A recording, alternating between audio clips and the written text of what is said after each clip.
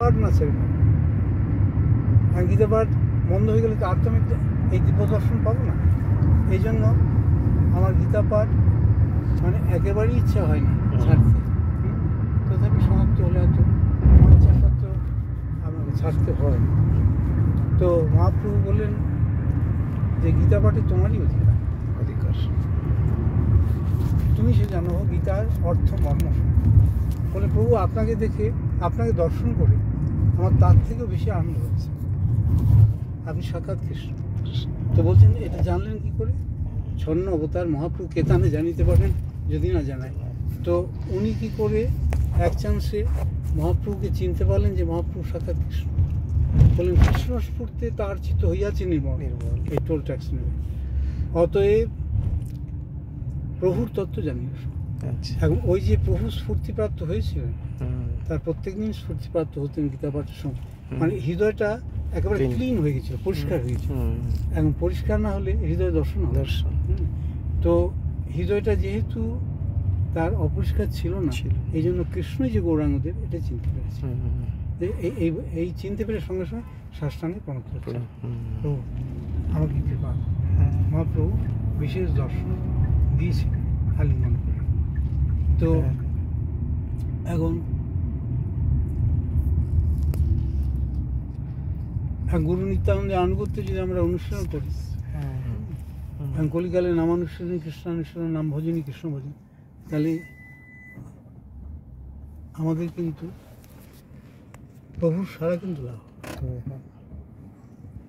কারণ এখন এই যে অনুভূতি, এখন লোকে অনেক কিছুই করতে পারে, হয়তো কালেকশন করে মন্দির বানাচ্ছে, ভাগবত পাঠ করছে, কিন্তু কৃষ্ণানুভূতি হবে না গুরু কৃপা ছাড়া।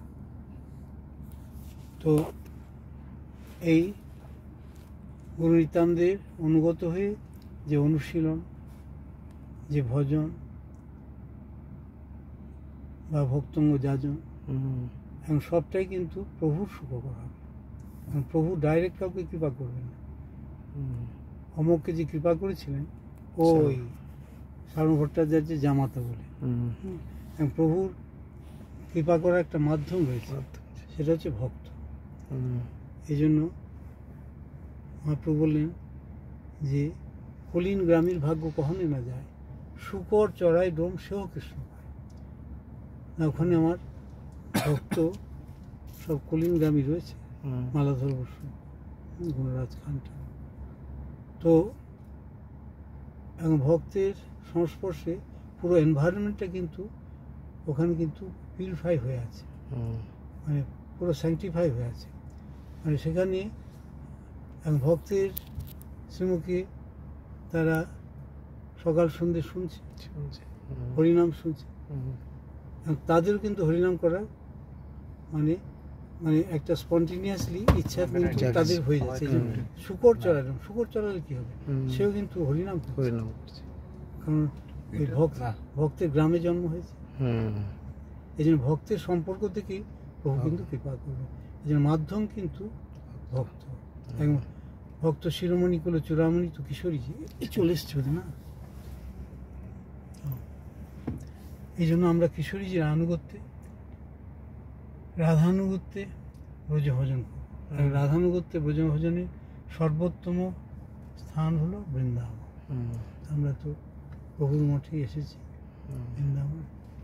এখন সমস্ত গৌরীয় গুরুবর্গ কিশোরীজির প্রকাশমূর্তি। এই জন্য বিনা রাধা প্রসাদেন কৃষ্ণ প্রাপ্তি ন যায়, আর বিনা গুরু প্রসাদেন কৃষ্ণ প্রাপ্তি ন যায়। এই জন্য গুরুর হয়ে কৃষ্ণ ভজন এবং স্বতন্ত্রভাবে করলে কত প্রশ্ন হয়ে যেত। এই জন্য গাইড থাকবে, নিজাভিষ্ট কৃষ্ণবেষ্ট পাচিতে লাগবে। গাইড না হলে গাইড আমাদের সৌরভ গাইড রেখেছে, সৌভিক গাইড রেখেছে সামনে গাইড। এখন যাই হোক গুগল শিবকে যাই হোক, এখন গাইড দেখে তো চলছে। তো সব দিন আমরা আমাদেরও গাইড রাখতে হবে। জড়জাগতিক দর্শনের ক্ষেত্রে গাইড লাগছে। এখন অযোধ্যাধাম দর্শন, এখন রামচন্দ্র স্কন্দপুরাণে বললেন যে উনি আদি চতুর্ভুজের অন্তর্গত বাসুদেব, বাসুদেব, শঙ্কর্ষণ, প্রদ্যুম্ন, অনিরুদ্ধ, এই চারজনই কিন্তু মহারাজ দশরথের পুত্ররূপে এসেছিলেন। এখন বাসুদেব সাক্ষাৎ রামচন্দ্র, শঙ্কর্ষণ লক্ষণজি, আর ভরত মহারাজ, আচ্ছা ভরতজি হচ্ছেন প্রদ্যুম্ন, আর শত্রুঘ্ন হচ্ছে মানে কৃষ্ণ প্রপুত্র, প্রদ্যুম্নের পুত্র অনিরুদ্ধ বিষ্ণু। এই জন্য এরা কিন্তু কেউ জীবতত্ত্ব না। আমরা যে অযোধ্যাধামে যাচ্ছি, রাম জন্মস্থানে যাচ্ছি, সেটা কিন্তু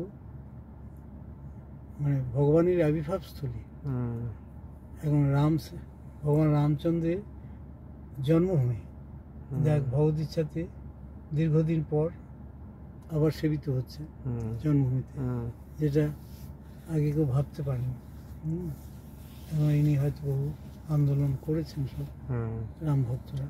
তো এখন সবটাই প্রভুর ইচ্ছা। তাদের হয়তো উৎকণ্ঠা বাড়ানোর জন্য রামজি অপেক্ষা করছে। এখন উৎকণ্ঠা যেমন প্রবল থেকে প্রবলতম হলো, তখন প্রকাশিত হলো।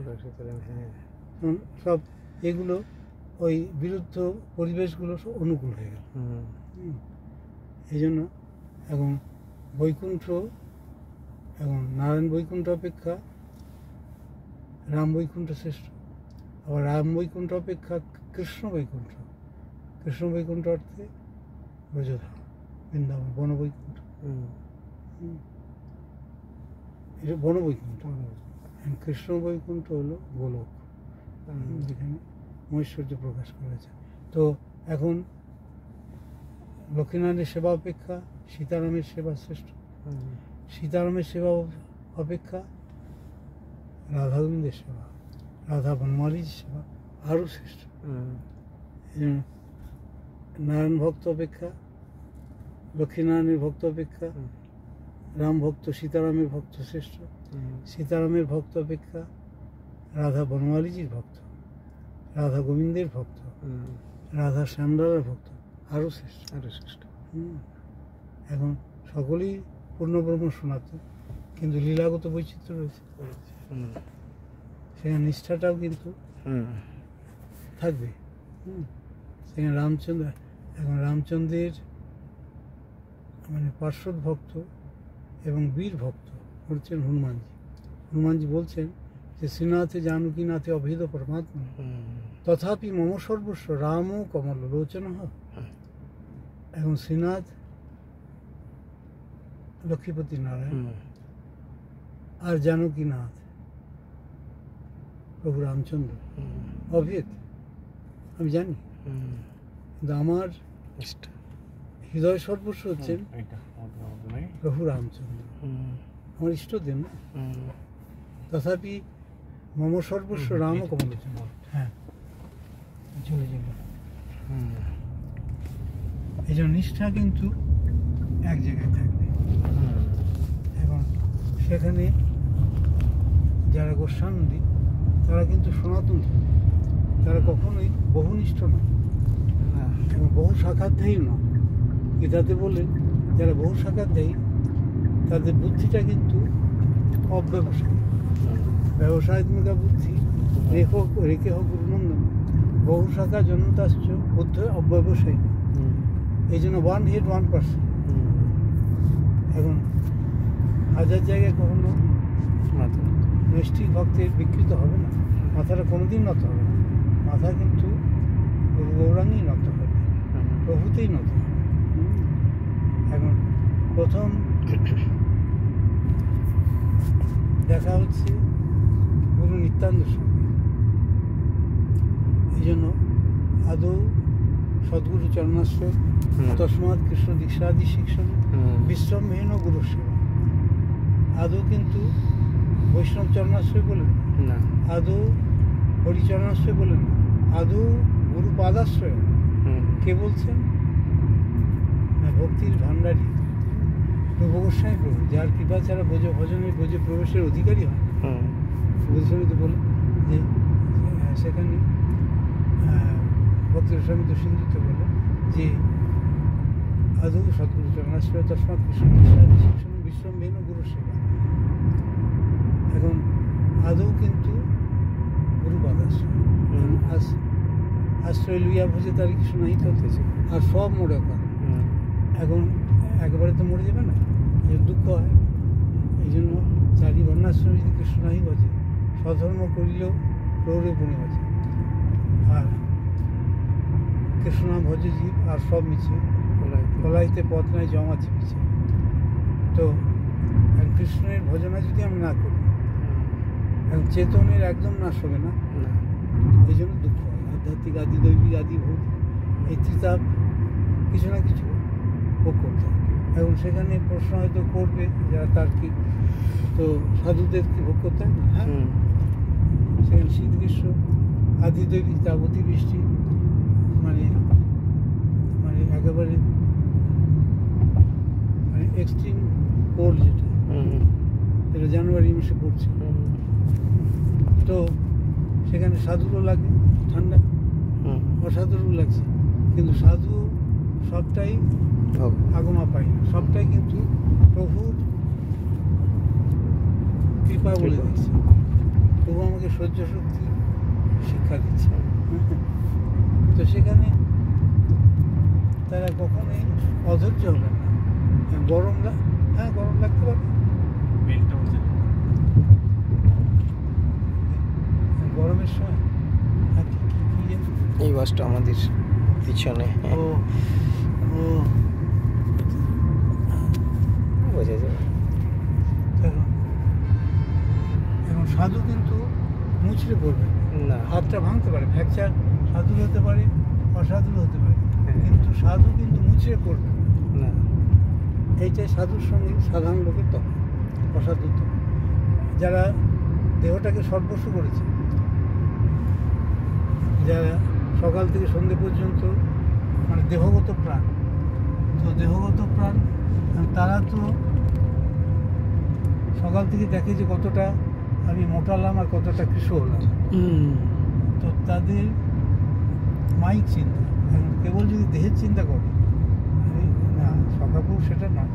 তো আমি বলি দেখো সবসময় শরীরের চিন্তা করবো। তো এখন শরীরের চিন্তা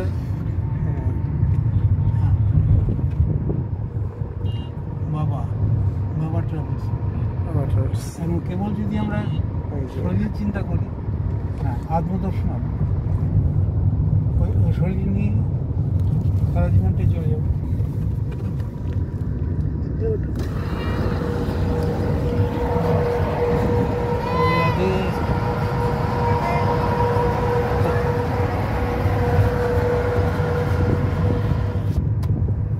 তো এখন সবটাই আমাদের প্রভুকেন্দ্রিক হবে, আত্মকেন্দ্রিক হবে। আমি কথা বলছি মানে আত্মা কথা বলছি। আত্মা মানে আমি তো পরমাত্মা বনমালীজি, পরমাত্মা পরম প্রীতিপাত্র তো বনমালীজি, বনমালী শ্রীকৃষ্ণজি, যিনি ঈশ্বর পরমেশ্বর। ব্রহ্মাজি ব্রহ্মসংহিতা গ্রন্থে বলেন ঈশ্বর পরম কৃষ্ণ, তিনি ঈশ্বরগণের ঈশ্বর, এই জন্য তাকে পরমেশ্বর বলা হয়েছে। তার রূপটি হলো, তার শ্রীমূর্তিটা হলো সচ্চিদানন্দ বিগ্রহ, সচ্চিদানন্দ বিগ্রহ, সৎনিত্যম চিৎ জ্ঞান ও আনন্দ সুখরূপম।